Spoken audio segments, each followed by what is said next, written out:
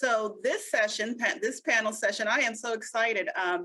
Earlier today, we spoke about community operating as a coalition focused on equity, minded, anti-racist, and responsive learning that supports all students and educators. And so hopefully if you were in the panels this morning in the breakout sessions, you had some great dialogue about the work and being equity minded and our focus around equity and change. So for this session, we're coming together, hopefully, all of us, to really be our students' greatest champions as we look at how might we break down these silos and be really strategic about capitalizing on community and organizational strengths. So this panel discussion, we have 5 individuals, and like a lot of you out there, we talked about our educator career continuum, and I'll talk a little bit about that.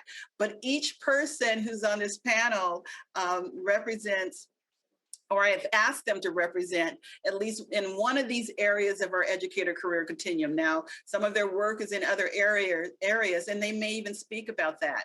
But before we get started, and have our panel introduce themselves, I just wanted to, let's go to the next slide that has a list of the panels. They're going to introduce themselves after we do a welcome to all of you again. But we have Charlie, we have Charlie Fisher, who's from Ridgeville High School, student junior. And we have Amy Riken from University of Puget Sound in the house. And we have Heather Lechner from Technology Access, and Eileen Yoshina from Puget Sound ESD, and Vina Bali from Washington Education Association. And they'll have an opportunity when I ask them their first question to talk a little bit about who they are and introduce themselves. But right now, let's find out who else is in the house. Let's go to the next slide. So who's in the house today? Look there, we started with students. You know, our mission and our vision is all about our students, right? It is around us really focusing in on what's important, and that is our students. And so we thrive to be an equity-minded educator workforce that facilitates learning and growth for each and every student. That is our vision. And so our strategic plan and our framework, how we framed our work, is all around working towards that vision. So let's find out who else is in the house. So I know we have a student in the house because we have a student on our panel. Yay! Okay, who else is in the house? Next. Let's raise your hands. Just go ahead and raise your hands. Let's go next, Cameron.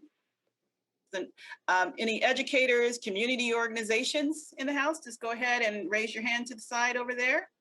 Got 2 hands, 3. All right, who else is in the house? Next, preparation programs and faculty and staff in the house. Okay, we see you, we see you. District leaders. All right, any district leaders in the house? Okay. Policymakers.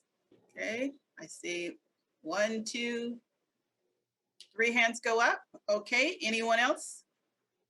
Board members in the house. All right, we have board members in the house. All right, thank you all. And who else? And the last but not least, any legislators in the house? Okay, it says at least 1 person in the house. All right, so just thank you. Look at who's in the house and just coming all together for this work. So you see this slide is an invitation to engage, but I just wanted to remind us and those who are just joining us for this first time, this is an invitation to listen to the panel, to ask questions and to engage, so that we're continue to honor, be respectful for the pursuit of equity, and where convergent and divergent interests can be, hopefully both will feel safe and be there as we seek to understand. Okay, so just wanted to touch on that slide real quickly. You've also heard about earlier in the day, Alex talked about our why, and in the breakout sessions, we probably also went over our why. We're connecting to this work. This is our new strategic plan that has the board approved in January. And there you can see our mission. And I just talked about the importance of our why that is really tied to each and every student for our vision. And we also talked, Alex spoke this morning and in all of the sessions, we talk about the levers of change and action. And this session that we're going into right now, you're gonna see a little bit all across this educator career continuum where you'll see change and action as we talk about the purpose of this presentation today, this session today. And so you're going to see a little bit about change in mindset, change in systems, change in social response, as individuals talk about their work and their sphere of influence and the work that they're doing. So you're going to hear a little bit all across the career continuum. So the panel members are going to talk about collaboration as a lever of change and to advance equity in education. And as they look at their sphere of influence and as they expand their sphere of influence. This is a framework that we use for how we structure and how we're looking at our work. And we call it the Across the Educator Career Continuum, ECC. So you'll hear us refer to it in that way. And and at the end of the day, we'll also have networking and opportunities for us to break out into different groups along the career continuum or different areas that we can look at this. So, and all of you out there are also connected to our work in one of these different areas. You might be directly working with us as a grantee or a preparation program and prepare, or school districts in place and growth and retain. And then some of your work that you do is like a bridge from one of these areas to another, from access and identify, as you can see the definitions for what all would entail for access and identify, such as educator candidates or exploring pathways to career in education. So just think about high school students who are on a pathway to they're in a high school program, a recruiting Washington teacher program, or a para-educator who's interested in pursuing to become a teacher educator. That's access and identify, and then prepare. What is it that they need to do? Is it a preparation program? Is it, additional professional development for that prepare and then place? So you might see yourselves and your work, hopefully you do, because we engage with all of you and we see you as very critical stakeholders in our work and partners in our work. So let's now move to the next slide. We're going to have the panel introduce themselves. And I have a question for the panelists. Panelists, are you all ready? We might want to, okay, I see them there. I think they're all pinned and all there so that you can see them as well. So panelists, and we're gonna start with Charlie, who is our student. And the question, so we're going to give them about 30 minutes. Each one of them probably will be able to respond to, I have about 4 questions for them to respond to, and then you'll have an opportunity to ask them some questions at the end. And so the first question is, Charlie, would you like to tell us a little bit about your work as a student, your engagement that you do, and the connection with the educator career continuum area that we provided, which is access and identify, making a difference to advance equity in education? Yes, absolutely. Thank you so much for having me. I've been looking forward to this for a very long time. My name is Charlie Fisher. I use she, her pronouns. I live in Ridgefield, Washington, which is not far from Vancouver. It's a pretty rural town, but if you come here now, you might think otherwise just because it's growing so fast. And I am an advocate, an activist in my community, and I would love to enter a career in my future in education, and I would love to have the title doctor in front of my name in my future. And I do a lot of work in my community, specifically Ridgefield, as well as our county. And I started a club at my school called United Ridgefield with my best friend. And equity was not something talked about in our predominantly white town at all. And we wanted to bring that perspective to our town. And I also wanted to expand that equity framework on the state level. So I applied to join the Washington Legislative Youth Advisory Council. I got in, and I have been able to lobby for bills centered around education equity, specifically Senate Bill 5044, which passed, which would require cultural competency training. And I have a lot of personal experience with why I think that bill is important. And, you know, implementing that in our education system. So yeah, I'm very excited to be here today. Thank you so much, Charlie. Okay, next, representing the preparation program area on our Educator Career Continuum, Dr. Amy Ryken. Hi, everybody. I'm Amy Ryken. I'm the Dean of the School of Education at the University of Puget Sound. Half of my load in the university is I teach courses in our MAT program, where I work to model and teach culturally responsive and anti-racist teaching practices. So I'm teaching and always trying to think about my teaching and modeling this kind of teaching for our candidates so that they are prepared when they enter the K-12 system to engage in this kind of teaching. Half of my load is dedicated to leading the School of Education, and in that work, I support faculty and staff development, community engagement, and curriculum and program development. And so some key things I'd like to highlight is I became dean in 2017, and I actually just finished my 20th year in the university. That's hard to believe.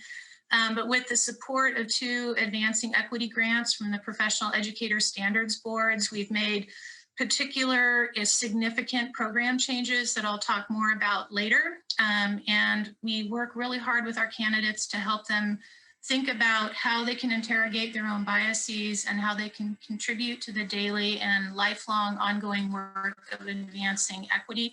And I just want to emphasize and restate our keynote speaker, Brooke Brown, this morning spoke about the importance of, and Patricia Hill Collins writes about the importance of engaging in the process as the product. And so one important learning I would share is that it's an ongoing process of engagement and expanding collaboration over time. Thanks for being here. Thank you. Thank you. Next on the Educator Career Continuum, representing placement is Heather Lechner. Heather, hello there, Dr. Heather Lechner. Good afternoon. My name is Heather Lechner, and I am the Executive Director of Education for TAF. And TAF is a nonprofit whose mission is to build collaborative relationships with public education to create access to transformative systems of learning for students and teachers of color, to eliminate race-based disparities in an increasingly diverse society. I started with our mission because it truly is the North Star for our work. And as such, how we define properly credentialed educators may actually be defined a little bit differently. So what I wanted to do is just share our vision of educators with you. And then I'll draw the correlation for you. So we have a vision of teachers who have a great deal of autonomy in their classrooms, teachers who serve as the facilitators of learning and continuously strive to cultivate the types of environments that enable everyone in the school to grow as individuals who contribute to the good of the whole. They provide multiple rich learning experiences for our students. They use inquiry as the lens for equity and explore diverse forms of knowledge and experiences. Our teachers make sure that students see themselves, their culture, their interests in the work that they do. Our teachers provide frequent opportunities to collaborate with their colleagues to best serve students and to consistently work to improve their own practice. Teachers who fully support each student by providing them with an individual roadmap to their personal goals and ambitions. So when we think about the vision that we have for our teachers, it's hard not to tie these practices to specific credentialing programs, right? So for us, we like to foster like alternate forms of development that speak to the head, to the heart, as well as to the community. In doing so, we are cultivating teachers whose credentials are grounded in the consideration of the whole child and themselves as members of this learning community. Thank you, Heather. Thank you. And then the next area on the career continuum is retention. And so we have Eileen Yoshina. Hello, everybody. Good to see you all. And it's such an honor to be on this panel with this amazing group of powerful educators. So I use she and her pronouns. I'm the Director of Equity and Education at Puget Sound ESD. And I am here to talk about my role in retention of specifically educators of color. I started work at Puget Sound ESD with a really intentional focus on creating a retention strategy, a regional retention strategy for educators of color. It was a regional commitment to diversifying the educator workforce in the PSESD region, it's the King and Pierce County area. And with that charge, and we're going to talk a lot more about the collaboration and the partnerships that it took to do that. I had the good fortune of being able to embark in this really exciting project to create this retention strategy that we now know as the Educators of Color Leadership Community. I've learned so much along the way. And it's just really close to my heart. I reflect now so much on myself as a first-year teacher in Washington State, and what that was like for me to be one of two educators of color in a school in a building when I first started out, and what that experience was like as a young 23-year-old starting out. And so this work is personal to me, and it's close to my heart. And I've just really come over these years of doing this work to believe in the power of retention of our educators of color as both a recruitment strategy and as the transformational change that we need in our school system. So I say this over and over again, but our educators of color are markers and signs and reflections of the experiences of our students of color. And if we hope to encourage and grow and nourish new educators of color to enter the profession, then we've got to have them, they've got to be in space with flourishing and thriving and fulfilled and valued educators of color. And we really try to see the journey as PESB has laid out. We started calling it the ecosystem of educator diversity. All these systems are tied together, and I'm here to speak specifically today about the retention piece and what it is we do to create communities of support that value the wisdom of our educators of color and really position them in ways that allows that wisdom to lead us to the transformation that our schools need. Thank you, Eileen. Thank you. And next, and last but not least, we have on the Educator Career Continuum Growth and Transition, Ben Abali with WEA. Ben. So my name is Ben Abali. I'm a former ELL student from the Philippines, and so grew up here as an immigrant, became a high school English teacher, and so you can kind of understand the transition from being a non-English speaker into becoming a high school English teacher.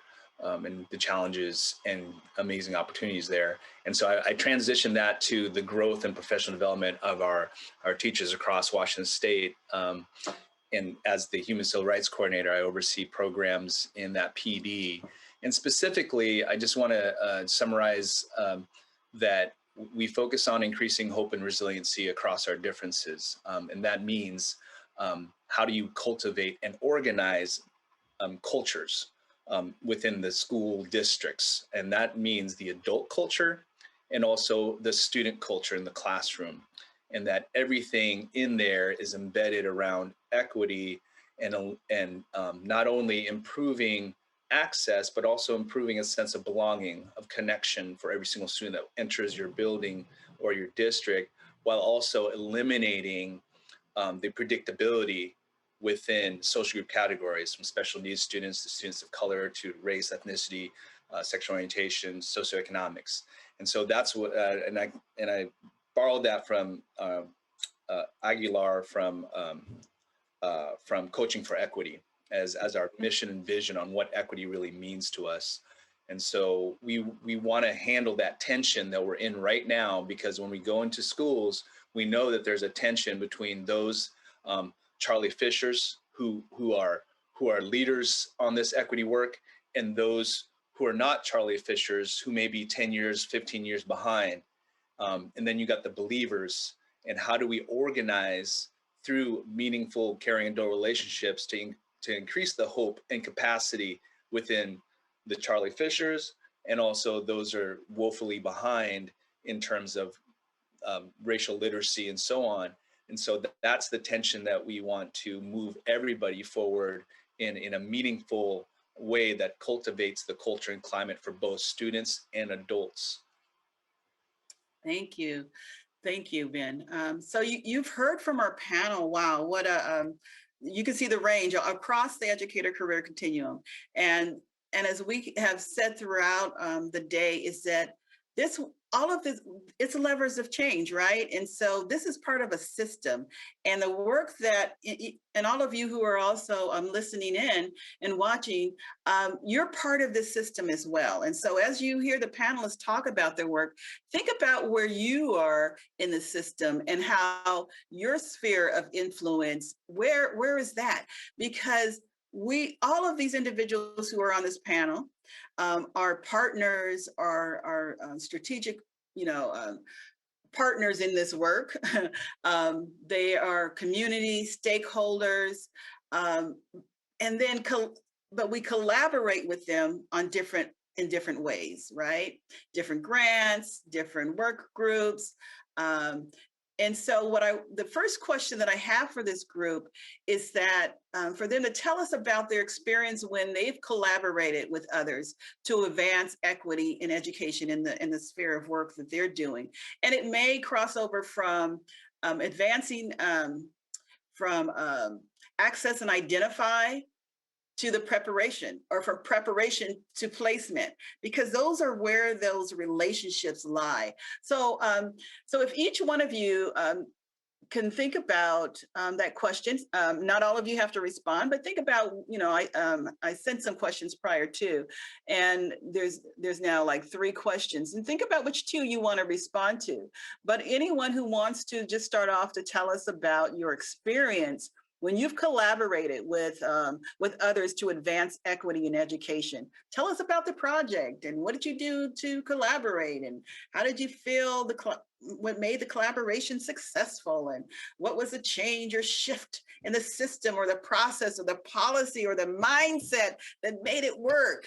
And who would you say is better off due to this collaboration? So who would like to respond? Yeah, so I just want to first point out that starting the collaboration is difficult, especially where I live, because there's a common phrase and mindset that Ridgefield is old school and we shouldn't see positive progress here in our town.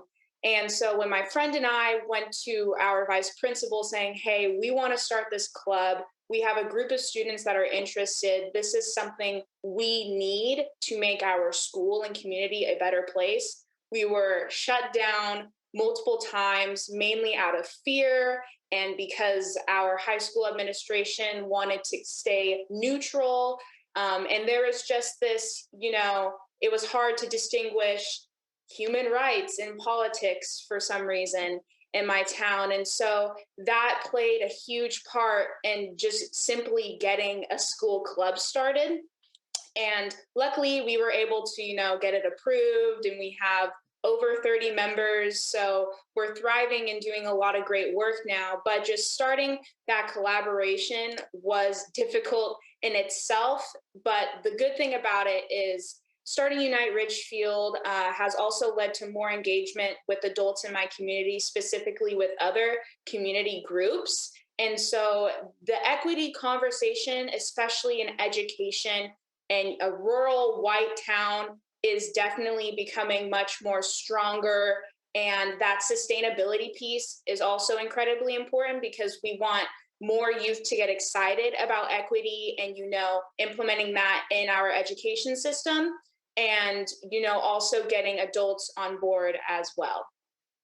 Charlie, thank you. So Charlie, the big area there was change in mindset. How, and she's actually trying to get people to shift and think about things differently. And that's that would most definitely be the area of change in mindset as it connects to advancing equity. And so relationships, shared learning, so that there's that change and that social response.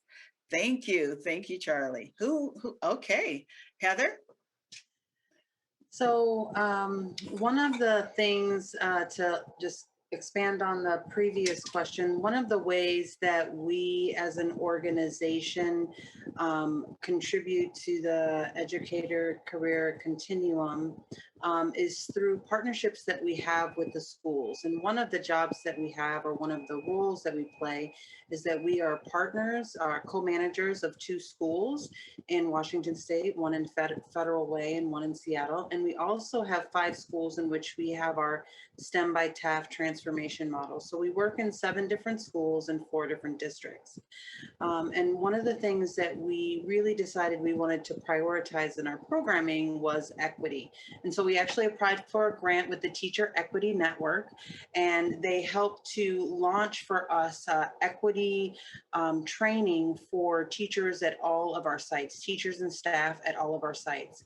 And what made this opportunity I guess, unique is that we as an organization, we're learning alongside our teachers and our leaders as a nonprofit about equitable practices, looking at our own biases, seeing how, the institutional and structural relationship, institutional and structural racism shows up in our work and where we potentially have blinders and how we can make shifts.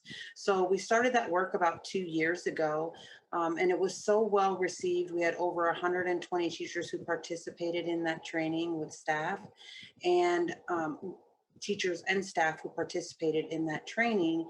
And so we actually re-upped for another year and started a second strand to move from increasing our knowledge into action. How are we actualizing what we learned in that first year?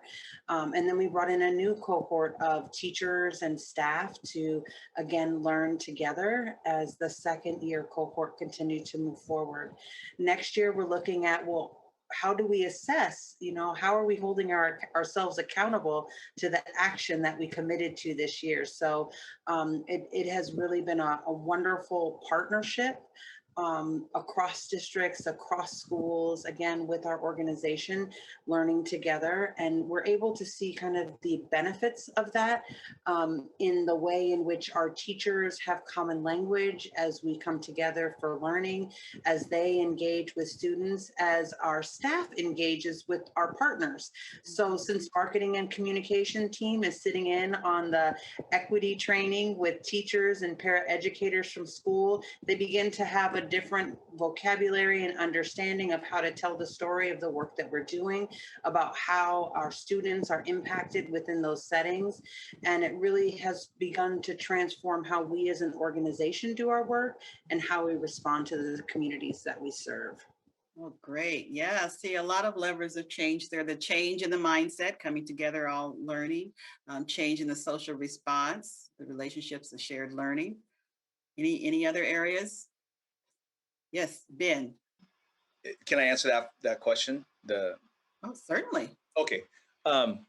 So as far as collaboration, one of the probably most effective collaboration partners we had was with University of Washington and the co-development with NEA and WEA on a culturally responsive classroom management curriculum that we co-developed.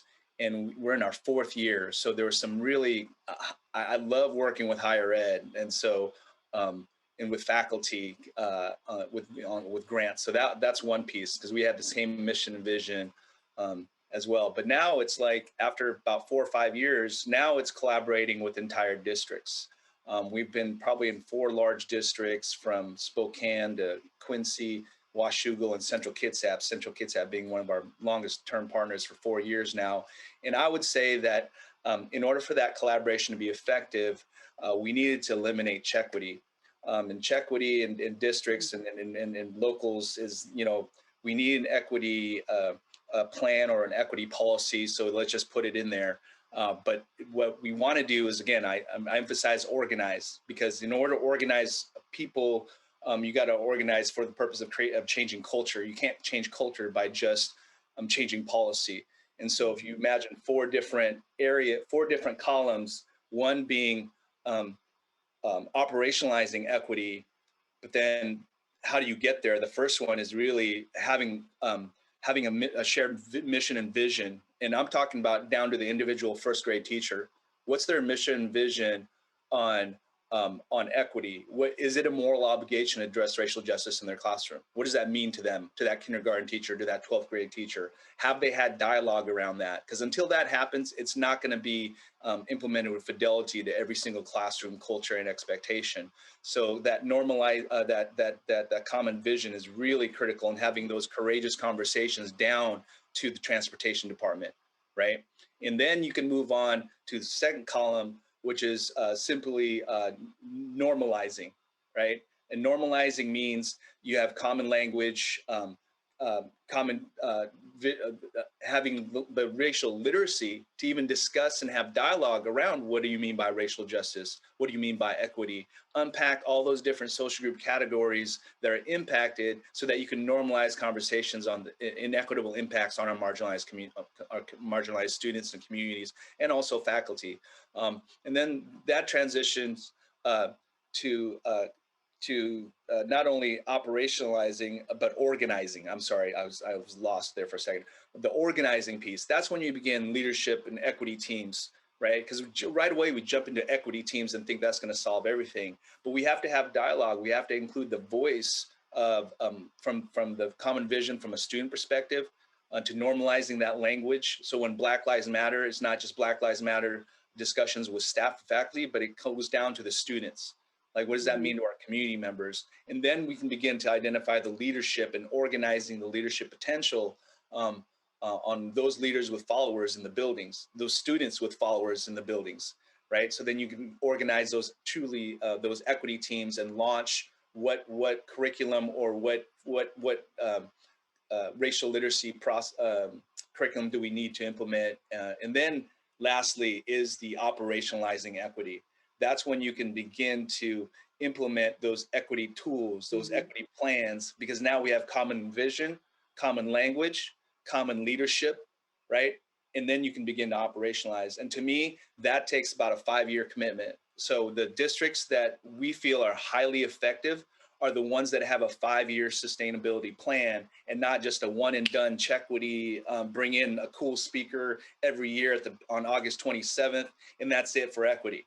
Right? It's like, it's got to be sustainable through building leadership equity teams as the primary impetus to maintain that fidelity and to maintain the relationship down to that kindergarten teacher and 12th grade teacher, right? So to me, that's those districts that are ready for that long-term turnaround rather than the short term.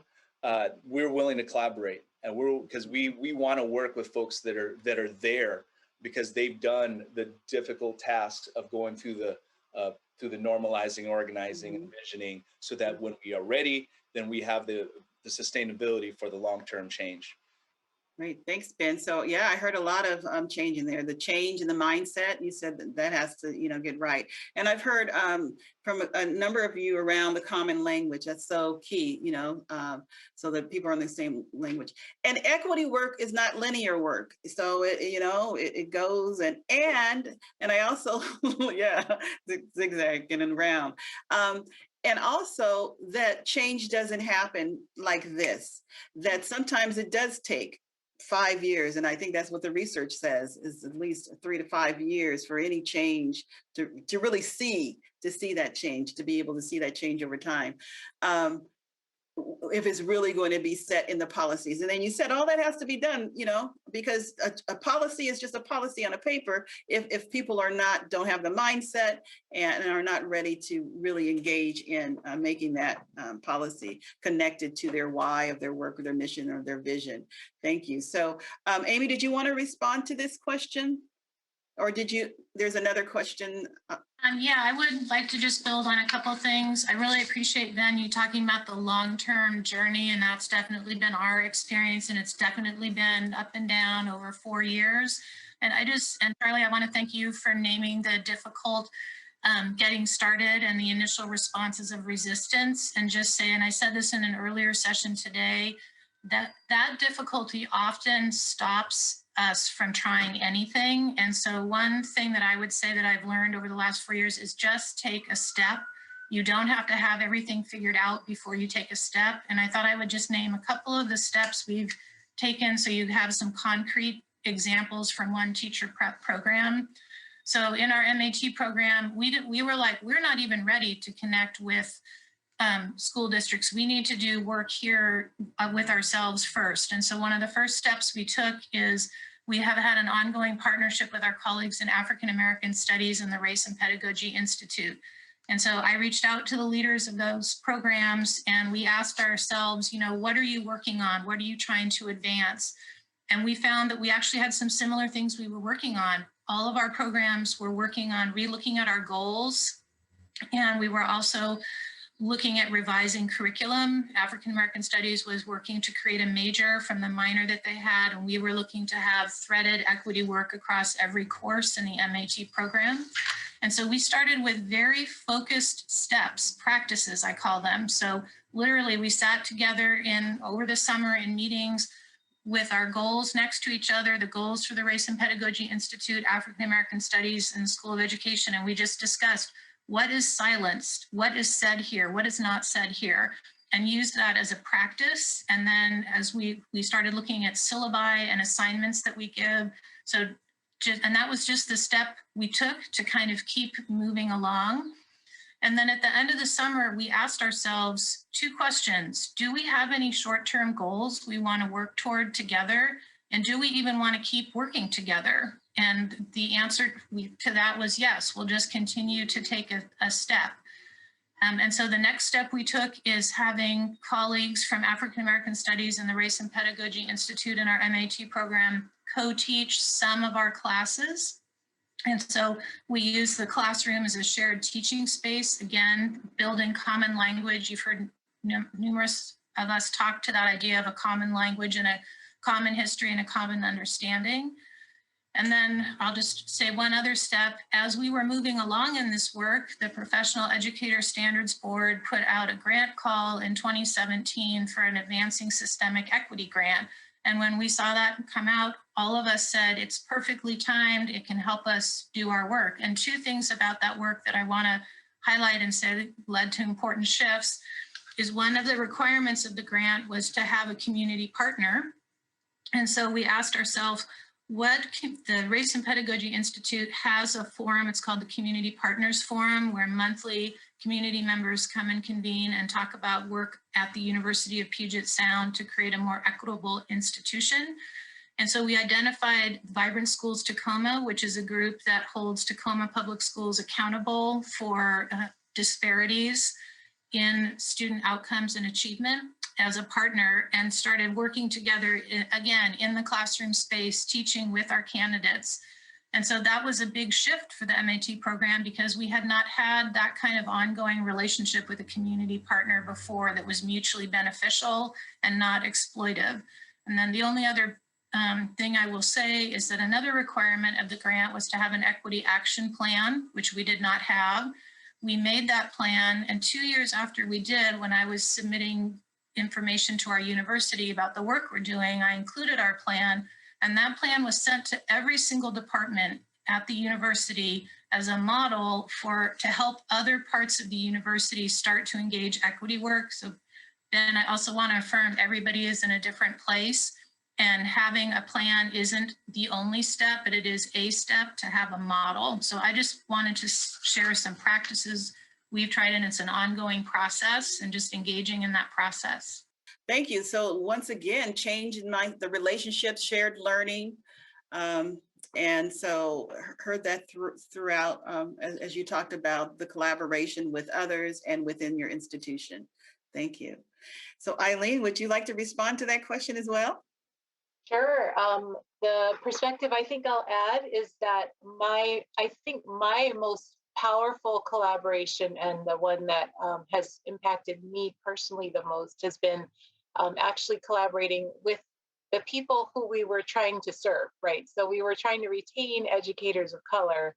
And so really and truly, I had the honor and the privilege of co-designing and co-creating a retention program that met their needs by just getting them together and saying, what is it that retains you? Like, what does this look like? What does retention mean to you?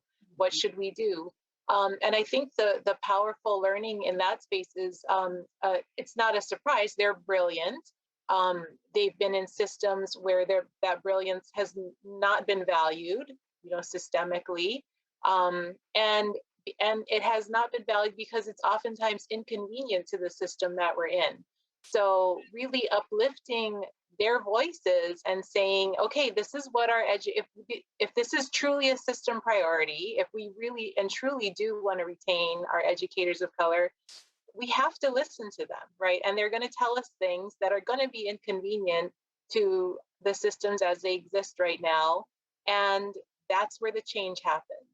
So being in space, and I mean, truly, really, some of the folks who are here today, Marissa Windmill, Silanho Okano, there is a number of others who co-created the Educators of Color Leadership Community. It is the brilliance of that group of people that created that space, that became that collective voice that said, here's what it means to actually retain educators of color, that I think is really powerful. It's all, every school, every district has some sort of value priority placed on diversifying the educator workforce.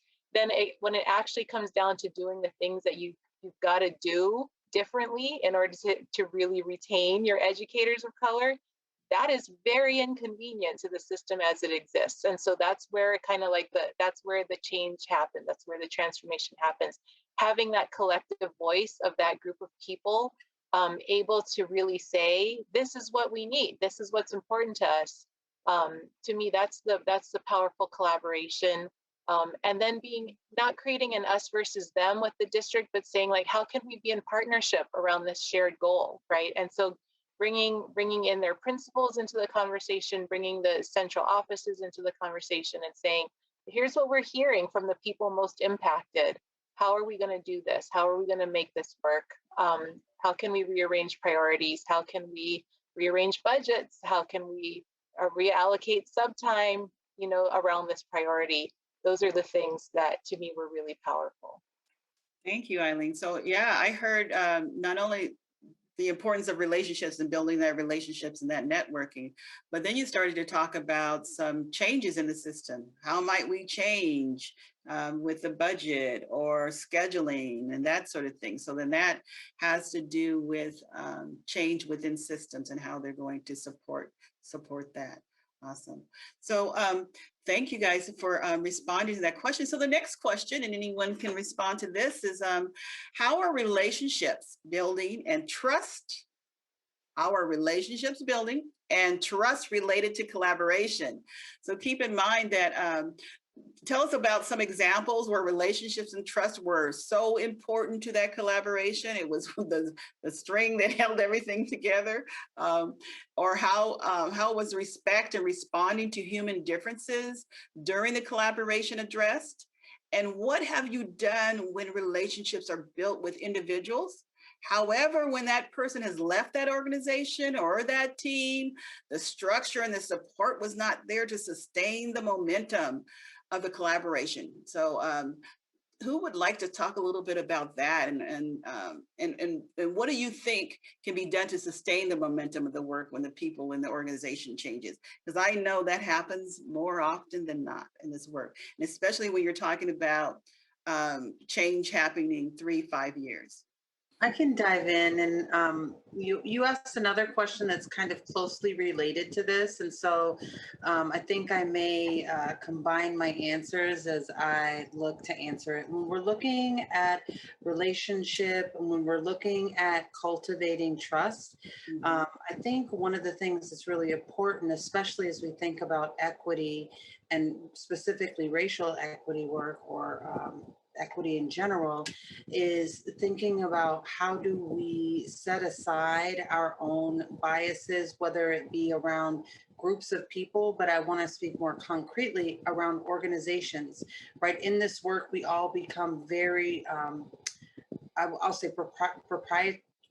proprietary about the work that we're doing, and it's our work and it's our vision, and we know that collectively we need to be able to come together and examine, like, what are the strengths. When Ben is talking about the programs that he's working with, what are the strengths set that his particular program brings to our whole kind of network of people who are doing this racial equity work, and how can I, as a member of TAF, capitalize on the knowledge base that he has. Similarly, are there things that we're doing at TAF that are substantively different than other programs that maybe we could partner to enhance the work that we're doing? I think in many ways there are a number of places that we have overlap. We're doing the exact same work on the initial level, and then we go to this next level and differentiate there. So do we have opportunities to be co-creators and co-collaborators to support, sustain, and push this equitable work forward? And that requires a little bit of risk, and that requires relationship, and that requires trust. And I think that organizationally that can be uncomfortable. And so as we think about relationships, how do we begin with us in this work to push it forward? And I don't have an answer, but I would love to pose that question to the group as a whole. Okay, yes. Okay, Ben? Yeah, you're right on point, Dr. Lechner. That just the idea of, even in the research, it shows that in order for school buildings to really be effective and go above and beyond a kind of standards-based instruction and standard-based success for our students, that you have to have a sense of value and respect among the adults. Adults need to have that sense of being valued and respected. And to me, that is what we have to have within our own partnership with all the different groups that support an equity lens or equity training statewide. I long time ago, there was one particular person that I met, and he was in leadership in the theater industry, and he gave him, I forgot what his name was, but he's the director of Act 3 Theaters. But what he said really resonated with me, because what he said is, we should think of this as the theater, that it should be a coral reef system. It's a reef system. It's not a singular theater. It's a coral reef. That means that all of our programs and different groups that work on equity and on recruiting and retaining educators of color, that it should be a reef system. There should be, we should be able to feed in multiple areas in Washington State, and not just say, this is our territory, this is what we do. And so I think it's important that we maintain relationships and build collaboration, because when the conflicts do occur, that we have to kind of go back to that mission vision. We have to cultivate, collaboration, consensus building, and voice. Like those three things. When things go south, that means one of those three things is we're not effective in cultivating, that collaboration, consensus building, and voice, including student voice as well. So I think that we have to build that trust on the front end and cultivate those relationships. So when people do move, when leadership does move, that culture and expectation is still there.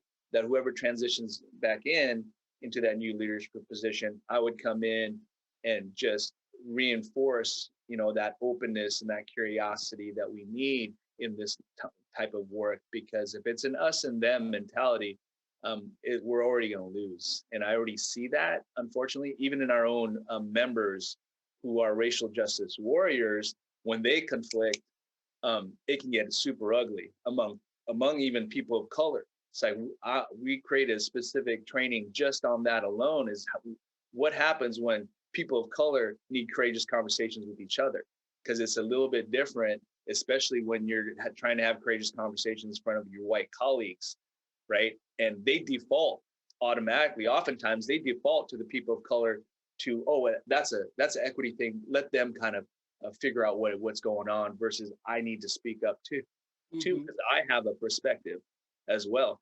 But oftentimes it's defaulted, and so we don't want to exclude voice. We want to include voice in all of those areas. And so, yeah, it's difficult and challenging. But I think coming down to that, that relationship and cultivating that with each other is really important.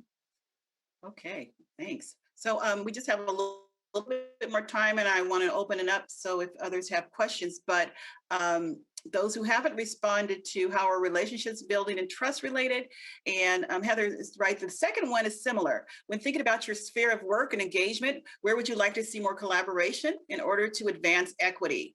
Who would you collaborate with? And Heather spoke about that a little bit there. And what would it take for the collaboration to take place? And who would you say would be better off due to the collaboration? So those who would like to respond to either 3 or 4 who haven't had an opportunity. Okay, Charlie. So I kind of mentioned this earlier in regards to engagement with adults and youth and how important that is, because at least where I live, a lot of the teachers and educators are, starting to open their eyes more and enforce a more diverse curriculum, which is so important. I'm starting to see more from Black authors and LGBTQ plus authors, that kind of a thing. And those little steps are so crucial. And what also leads to that is vulnerability. And that vulnerability is, something that is going to come with having these conversations. And, having that vulnerability will also help strengthen that trust when it comes to youth, adult to adult, or youth to adult, that kind of a thing. And I do really emphasize, youth and adults and that age difference, just because, youth are going to be, we're the future generation. We're going to be the ones making these changes in the near future, which is still crazy for me to think about as a 16-year-old. But just, having that vulnerability there will lead to that sustainability, and, enforcing that change that will come in the 3 to 5 years. And I won't be here for much longer. I got another year in Ridgefield. So I really have to round up more kids that are interested in equity and, bringing that change here, and just also on the state level as well, and in the schools and the communities surrounding me as well. Thank you. Thank you. So Eileen, was there anything before we open it up to questions? We're going to see if we have questions. I'll just really quickly, I just want to appreciate what Charlie said. I think, for me, what was coming up as I was thinking through the answer to this question was just the flattening of hierarchy. Like the trust building and the relationship building can't just be like between like the people who think they're in charge, right? But it's like our students have to lead us. And I love how Charlie's describing that, because it just really resonates with me as like, this is ancestor work. This is descendant work. We are inheriting something. We're healing. One of our teachers, Tamasha Emedi, she's an assistant principal now, said this to me, and it just stayed with me. But we're healing our past, and we're healing into our future, right? So I think that that's really important to think about. And then to that question of like, what happens when someone leaves, right? It's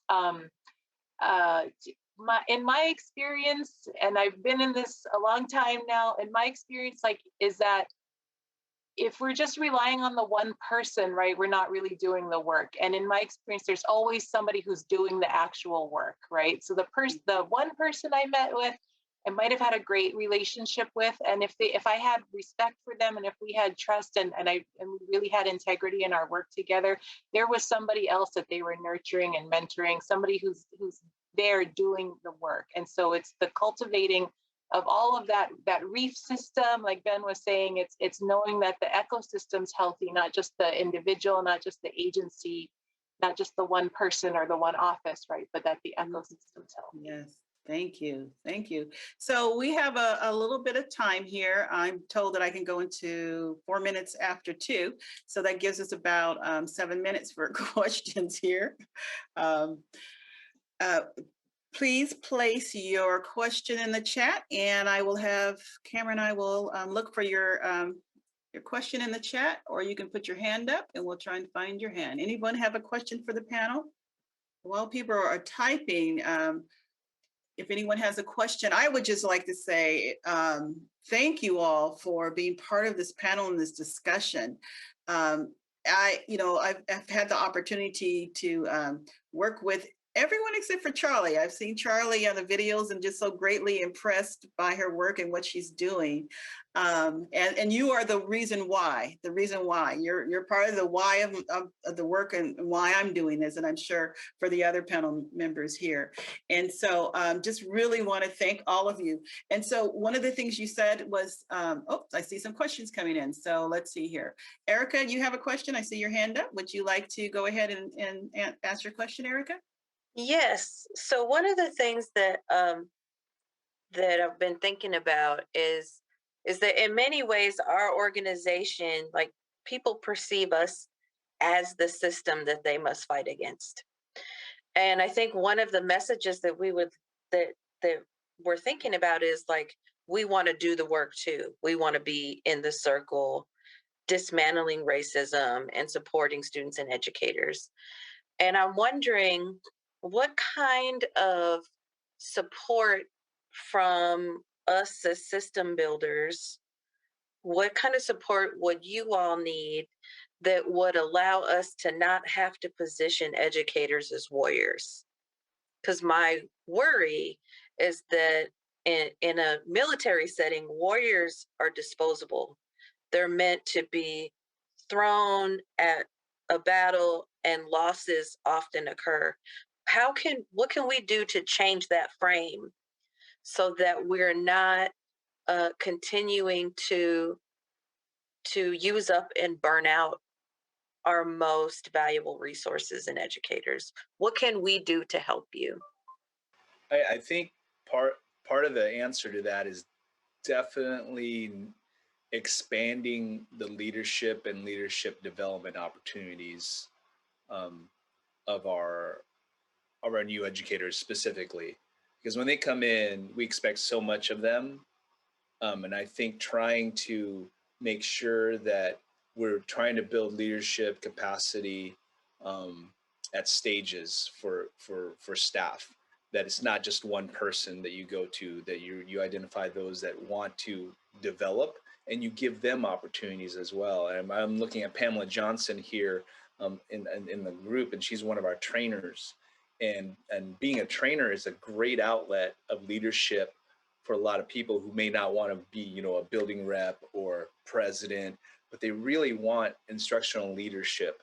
And to me, that's an amazing opportunity for leadership development, to be an equity coach for their own colleagues. Like, what are those kind of unpaid positions, so to speak, in school buildings where we can help develop their leadership and for the long term, rather than give anything on ethnic studies, you go to this person. Why not expand it out to 7 different people within that building, and develop their craft around ethnic studies? And so I think that's one way.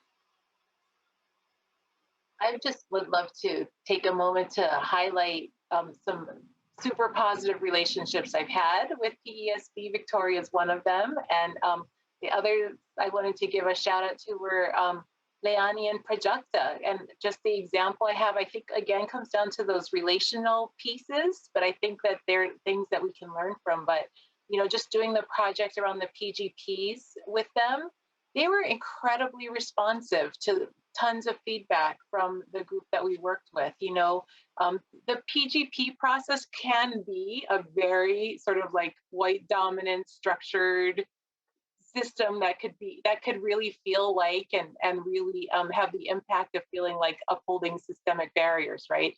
And Leonie and Projector were there to just to listen to anything that we brought up that was like that. They were just fully in support of trying to do work that was supportive of educators of color, and they adapted and they made changes and they reached out with resources and support. And I think just that kind of responsiveness, that kind of acknowledgement that we know the system is set up like this, and we're trying to transform it, and we can only do it with your feedback and your partnership and that receptiveness to us. And same with you, Victoria. The many times I've come to you and said, I need to do something a little bit different, and you're like, this is what racial equity work looks like. We're going to do it different. But just holding that value and that flexibility and that relationship and is such a different relationship than I have sometimes with other, systemic things where the answer is just, no, we got to do it this way because so.